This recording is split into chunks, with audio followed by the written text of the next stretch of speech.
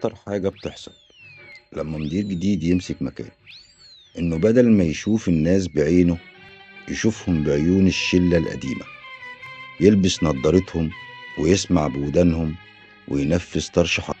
وعشان كده القرآن الكريم حذرنا في سورة الحجرات: بسم الله الرحمن الرحيم، يا أيها الذين آمنوا إذا جاءكم فاسق بنبأ فتبينوا.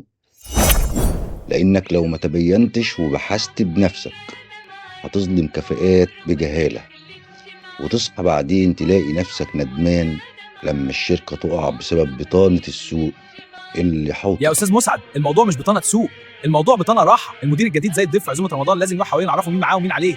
الموضوع وما فيه باختصار، احنا بنقصر له المسافات بدل ما يتعب نفسه في التدوير. كل اللي بنقوله له فلان ده مننا وهيريحك، وفلان التاني ده بتاع مشاكل وهيصدعك. احنا بنحمي ظهره مش اكتر. بتحموا ظهره ولا بتحموا مصالحكم يا فهلوه؟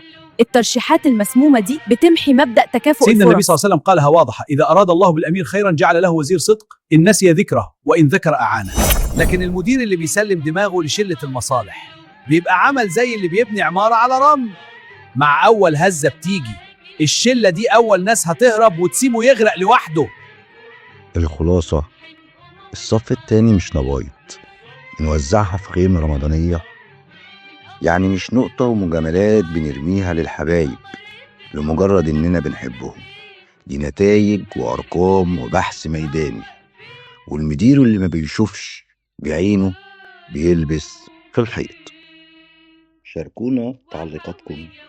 لو كنت مكان المدير الجديد هتتأكد إزاي إن الترشيحات اللي جايالك مش تصفية حسابات؟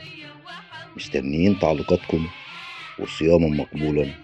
ودي كانت حلقة النهاردة، أو قطايف النهاردة، في برنامج قطايف إدارية. دي كانت النقله بتاعت النهارده. وعشان النقله الجايه ما تفوتكش، فعل الجرس وخليك معانا. استنونا الحلقه الجايه، هنغير اللعبه. فانتظار مقترحاتكم بافكار جديده.